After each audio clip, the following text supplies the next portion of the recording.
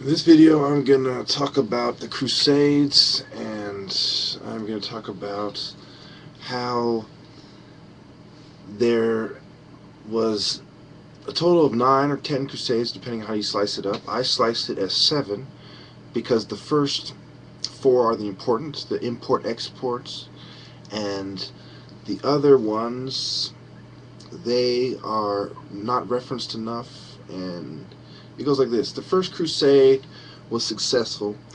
The Muslim Empire was in disarray, and the Christians, after Pope Urban had declared, God wills it, Deus vult, and you had, Bernard, and, you had, the Hermit, and what basically happened was these people were part of the church structure, and they had organized the peasants and the nobles, and they lead the First Crusade, and they make a lot of leeway into the Holy Land, and they are somewhat successful, but they don't make enough leeway.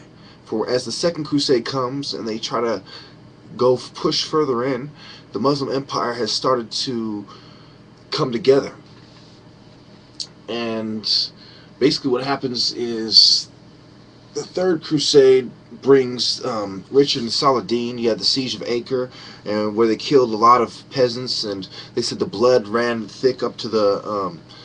They said the blood on the streets were so thick that it ran up to people's knees sometimes and their ankles, etc. And of course, this is probably exaggeration. And Saladin had won many skirmishes, but Acre was won by the Christians. So this one basically goes to the Muslims, because at the end of it, Saladin had taken Jerusalem, and the Christians still didn't have the main piece. And also, before, it's important to notice that this is around 1187, and Saladin had declared himself the Sultan, the Sultan of Egypt. So what did he do before he went to Israel? Just like Jacob, just like a lot of the Jews who went to Egypt and stayed there with Joseph and moved and were buried back in Israel, just like Moses, Aaron, just like all the prophets, okay? And you have to remember that part of the purpose of the Crusades was to fight the Moors in Spain. And what time period are we talking about? We're coming up to the time period of 1492. The Moors had taught the white people how to find America. So, they talk about Amerigo Vespucci, or whatever that guy's name is. Fine. And they talk about the early black settlers. A lot of these documentaries you see in a lot of history books. Fine. But what you don't see is what got them there in the first place was the ancient knowledge the Arabs took from Africa, and every time they did anything of note, they took it from Africa until it became a very Arabic place. Okay? So this was about 600 years after the Arab conquest, the Islamic conquest of Egypt, after they pushed out a lot of the black people, and they had killed and oppressed and forced a lot of the Coptics to live under their rule. Remember, Christianity predates Islam. And remember, around the 1800s, you have, I told you I was going to, my last video, I believe I was going to talk about Panama Canal. I believe it was 1881. So what did America do? We forced all these peasants to build this canal, and we showed them no respect. Okay? And why was it Hugo Chavez who gave all that money to Haiti and not America? Why is America doing all these corporate gestures, why other countries are doing humanitarian gestures?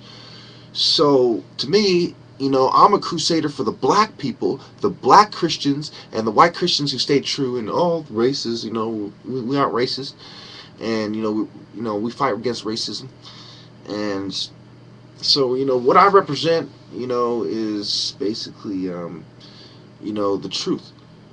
And it's important to notice that, remember Barbarossa and how he dies, and just like a lot of these famous kings, they die in weird ways. They drown, they die in their armor, they fall off their horse. Okay, you got to understand that these are crusades over long distance. People are tired and weary, and they're getting thirsty, and the kings are drinking first, and the soldiers are getting jealous. And there's famous stories about how they split up the water. And so, well, we're already about 5 minutes into it. Right? That's a lot of information to soak up. I believe I showed you on my map a little bit of how they came in through Asia Minor, and I'm going to show you that in a couple videos, and how it is key to note The truth is always there. You understand me? The truth is always there. Always. Always. Always there.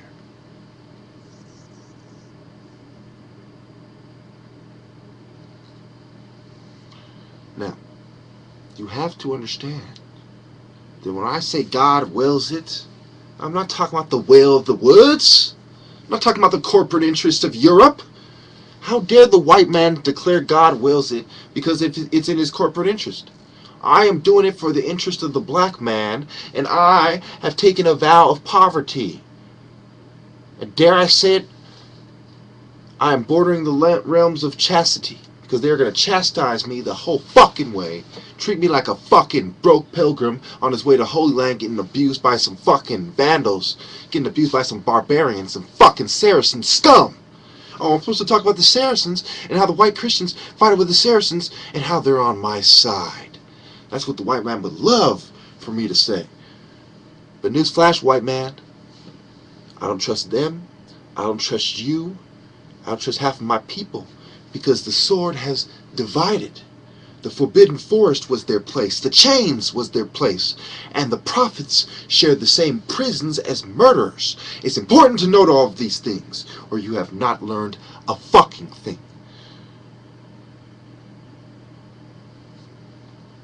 I was chosen by God, and by God I will deliver the Holy Land into the hands of the righteous.